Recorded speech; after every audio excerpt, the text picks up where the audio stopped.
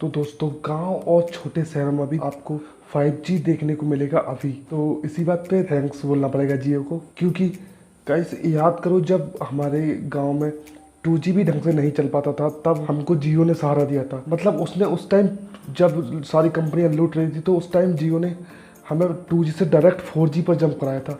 मतलब all over India में एक ही साथ 4G लॉन्च करा था। और अब एक बार फिर जियो, सिर्फ और सिर्फ जियो हमको 5G से मिलवाएगी, क्योंकि आकाश अंबानी ने अपने एक स्टेटमेंट में कहा है कि जियो 5G रोल आउट करने वाली है विद पैन इंडिया।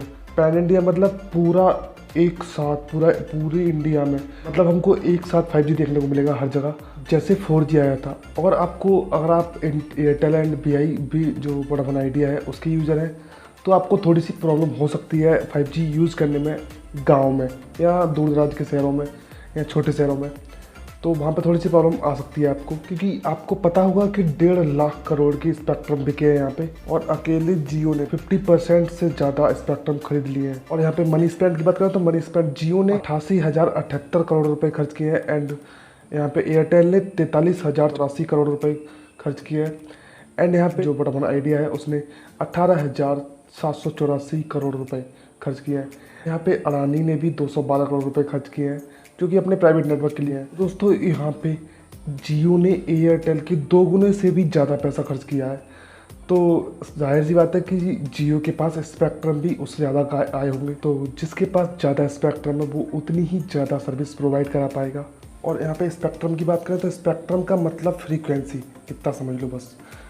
तो जितनी फ्रीक्वेंसी कम होगी, मैं नंबर की बात कर रहा हूँ, नंबर में जितनी फ्रीक्वेंसी कम होगी तो उतनी ही दूर तक हमारा जो टावर का जो सिग्नल आता है वो ट्रैवल कर पाता है, उतनी ही दूर तक जितनी फ्रीक्वेंसी कम होगी। और जितनी फ्रीक्वेंसी ज़्यादा होगी उतनी ही कम दूरी ट्रैवल कर पाता है वो सिग्नल।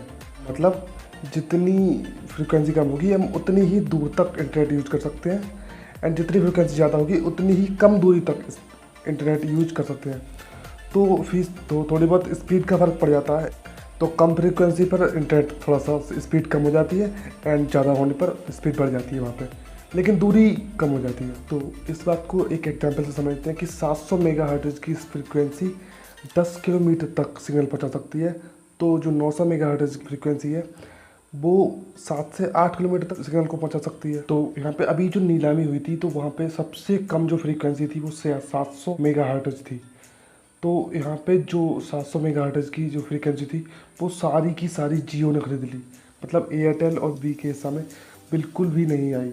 तो दोस्तों यहाँ पे इसका मतलब ये है कि जो जितनी भी दूर दराज की जगह हैं, गांव हैं, छोटे शहर हैं, वहाँ पे जो इंटरनेट प्रोवाइड करा सकती है वो सिर्फ और सिर्फ जियो करा सकती है। और यहाँ पे टेबल में देखी जाए तो 800 मेगाहर्ट्ज़ भी जियो ने ले रखी है, बस 900 मेगाहर्ट्ज़ है वो फ्रीक्वेंसी एयरटेल के पास है। तो यहाँ पे एयरटेल थोड़ी सी जगह जब लाइक लोकल सिटी में अवेलेबल हो सकती है, लेकिन BI तो मेरे हिसाब से कहीं पे भी नहीं होगी, क्योंकि BI के जो नेटवर्क, BI के पास लोएस्ट वाली फ्रीक्वेंसी है ही नहीं।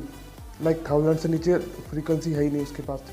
900 मेगाहर्ट्ज़ फ्रीक्वेंसी है वो एयरटेल के पास तो है, लेकिन जो उससे नीचे वाली है वो दोनों जियो के पास है।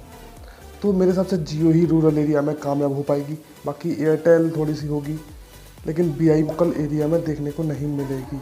आपके हिसाब से क्या लगता है गाइस, कमेंट मुझे भी बताना। एंड गाइस वीडियो पसंद आए तो लाइक करना, चैनल को सब्सक्राइब करना। सब तक नए वीडियो में बाय।